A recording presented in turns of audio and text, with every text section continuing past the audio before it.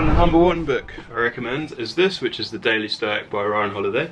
And I've been reading this every morning, and it has some great lessons about Stoicism, which is a really interesting and cool way of thinking about the world. I've learned a lot of different lessons from it, and I just find it very helpful just to read in the morning. It just gives you kind of a new perspective and new ways of thinking about problems. And when you wake up in the morning, it's great to have this like positive input. One of the things that I've learned is just how you make decisions, and it just makes you think very clearly and simply about different problems. For example, one of the things I learned, it's kind of obvious, but when you are making a decision and it's very difficult, you're not sure what to do, one of the things it's best to do is just to focus on making the right decision. So this is one thing that I read, which is about Plato. It looks through different passages, for example Marcus Aurelius, and in it he writes like how beautiful Plato put it: whenever you want to talk about people, it's best to take a bird's eye view and see everything at once. Of gatherings, armies, farms, weddings and divorces, births and deaths, noisy courtrooms or silent spaces, every foreign people, holidays, memorials, markets, all blended together and arranged in a pairing of opposites. In each page it has the passage, and then it has some explanation about it. In this one, Ryan Holiday is saying that it's really important to take a bird's eye perspective of it, and he uses this passage by Edgar Mitchell, which is an astronaut, and he says, "In outer space you develop an instant global consciousness, a people orientation, an intense dissatisfaction with the state of the world, and compulsion to do something about it. From out there, on the moon, international politics looks so petty. You want to grab a politician by the scruff of the neck and drag him 250,000 miles out and say, 'Look at that, you son of a bitch.'" Yes! And so every day it has these kind of perspectives which you can imagine over time. It gives you different and new ways of thinking and helps you see from a different perspective. And another book that I really recommend, which I've read and I've been studying a bit, is the Alexander Technique. The reason that I looked at this is because I just see that a lot of people around in the world, when they're walking down the street, or especially when they're in the gym, people are their postures look very strange or a bit weird to me, because people are using the phones so much, so their face is like this and they're scrunched over the computer every day. So I feel like everyone's postures looks very strange, and so I've been studying this, which is a way of how your body should be used and how it works, and there's a few YouTube videos about it as well. Balance the whole organism, and it really is the head-neck-back relationship, so that sort of simplifies it, if you like. It's really interesting to read through different ways of how your body is naturally supposed to work, and there's a few different exercises about it as well. I actually tried an Alexander Technique in London before, where I had some treatment which is basically helping to make your back straight, and it's quite interesting to study that and think about it and be conscious about how your body is used and how it's working, because there's a danger that as we use more technology, our bodies are going to become a bit deformed, and especially when you get older. So it's important to think about that from a young age, how you're using your body and how you're maybe abusing your body by using technology, sitting on a chair all day, having your head down in a phone all the time. So this is another book that I recommend, which is called Anarchy, and it's basically the story of how the East India Company came to rule India. And this story is basically an amazing and unbelievable story that it actually happened. Can you imagine how did that happen? And I know that from the history that it's happened, and I think it's really important to try and understand how it happened, because it's just like the most unbelievable thing if you're looking at it from perspective in 2022, how that actually happened. And so I think it's really important to study history, and you can learn the lessons from what happened in history, and it's really important to learn the lessons about that, and also try and understand a bit of the truth about what happened in history, because I think a lot of people don't think about it and they don't talk about it, and it's really important because history is happening all around us. And actually I feel like many people think because it's 2022, it's almost like we are superior, we are now 2022, this is like almost the future, but I still feel like we're not that advanced, and we're repeating many of the same mistakes we've done in the past. That I'm sure that in 300 years people are going to look back on our time and think that we're not very advanced and we made many mistakes. And I think that it's important to learn from history as well, and study history so that we can learn about what is happening now in the world as well. And then this is one of the best books that I've read, and it is Titan, and it's a story about John Rockefeller. And the story that he has is he created this huge company. He was the richest person in the world at the time, called Standard Oil, and it basically monopolized the oil industry in America. He became the wealthiest man in the world by creating this basically from a small company and then building it up and just monopolizing the whole industry. And at that time there were monopolies in steel, railways and oil, and it was a huge change because these were new technologies that were revolutionizing the country, and there became these monopolists who were controlling it, and eventually they got broke down and split up into various different companies. But it's very interesting to study that, especially right now, because we have similar things happening with technology companies like Amazon and Facebook and Google, and these are the modern day technology companies that are just growing at a huge rate.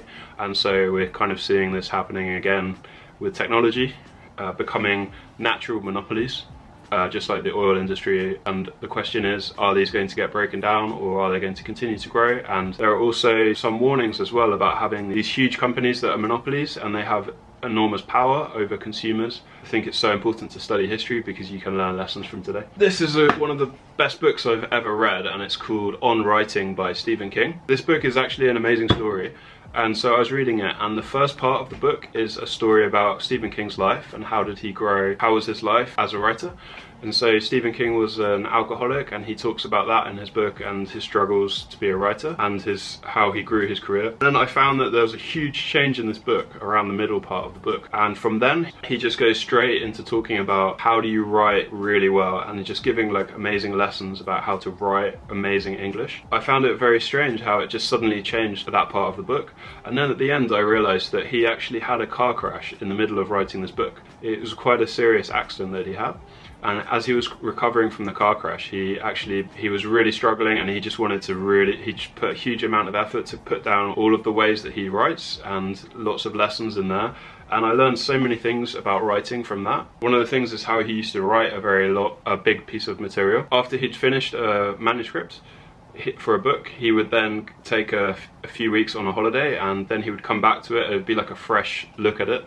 And also he used to just cut out so many things just to try and make it as short as possible so that it doesn't have unnecessary things. I feel like a lot of books have so many unnecessary things and they just talk in too much detail, and it's really refreshing to read this book because it's very straight to the point, and it just gives you what you want to know, and it's very refreshing to have that.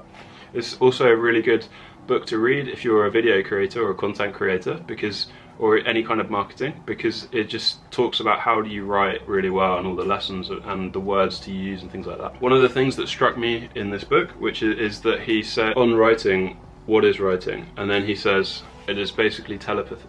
So it's basically telepathy. Telepathy, how do you say that word? Basically telepathy. And he explains that it's really amazing to think of writing like that, as actually these words are on the page, and you are basically reading these words and you're getting the thoughts that someone had put there on the page, and you're basically understanding what they thought at that time. You can write something and then somebody else can have that thought that you wrote down on the piece of paper, and so it's amazing to think that you can do that. So that's why writing is so powerful, because you can just share the idea to someone else and they can get what you're thinking in your mind. And so one of the reasons I love reading these kind of books is because this guy is such a successful writer, one of the best in the world, and he has put all of his amazing stories and lessons that he's learned in this life of many years of being very successful, he's put it down into this book. He's put a tremendous amount of effort to put the best lessons into this book, and you can read it for like 5 hours. You can get all of that and you can put it in your brain and you can learn it. So why would you not do that? It's amazing to learn for these kind of things. And this is Catch Me If You Can. You've probably seen the movie. Cash this check here, and then I'd like to take you out for a steak dinner. Are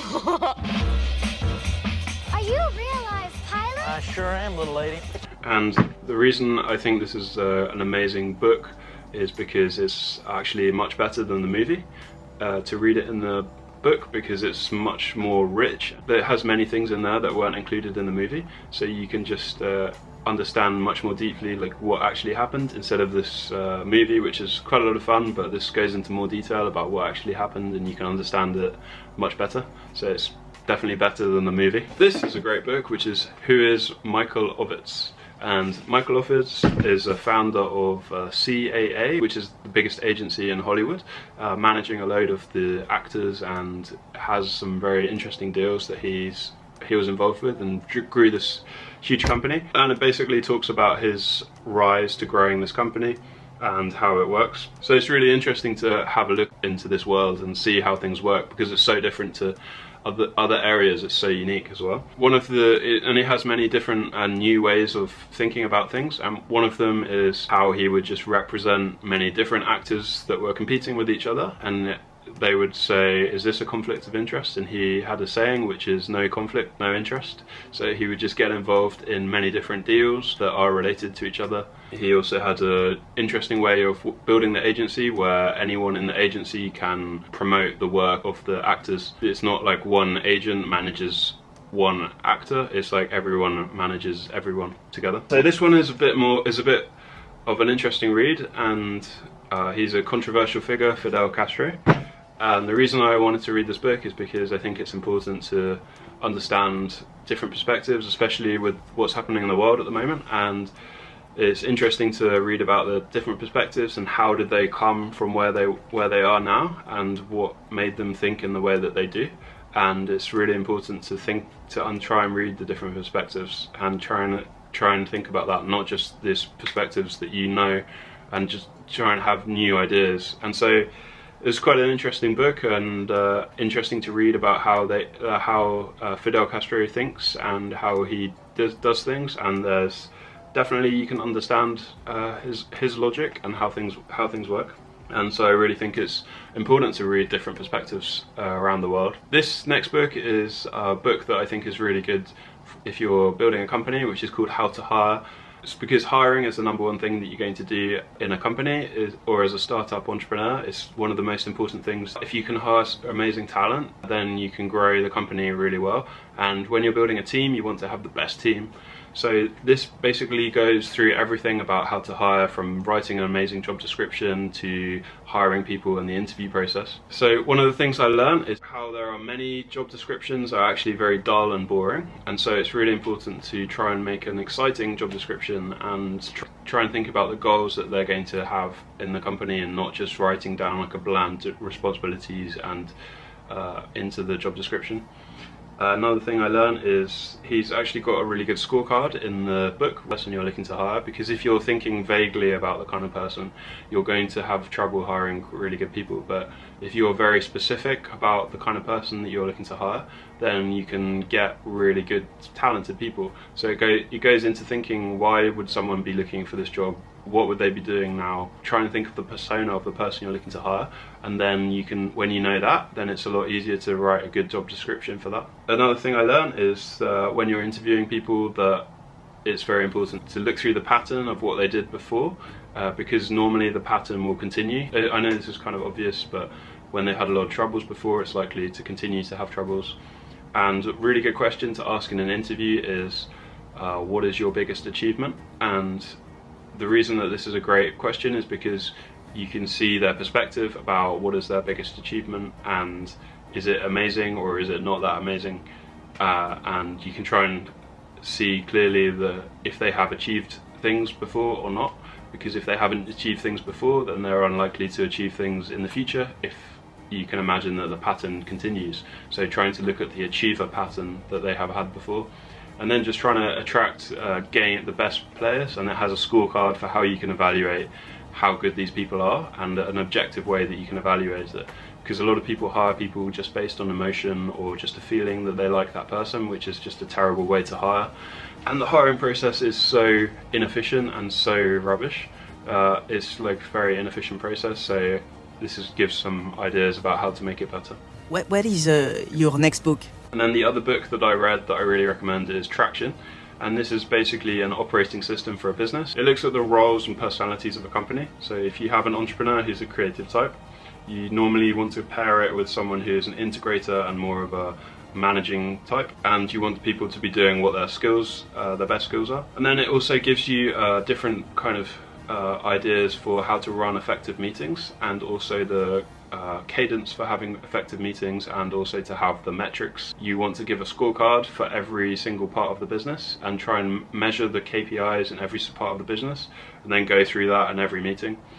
And then also you don't want to have meetings that are just going to be updates, because if you have an update then you can just write it down and you can just look through it before the meeting. So the meetings should be based on discussing some issues or solving some problems, not just giving updates to each other, because you can just write the update down and then read it before. So this is a really good book if you have a business or you're looking to understand how to grow a business. It helps to save a lot of time and to grow things.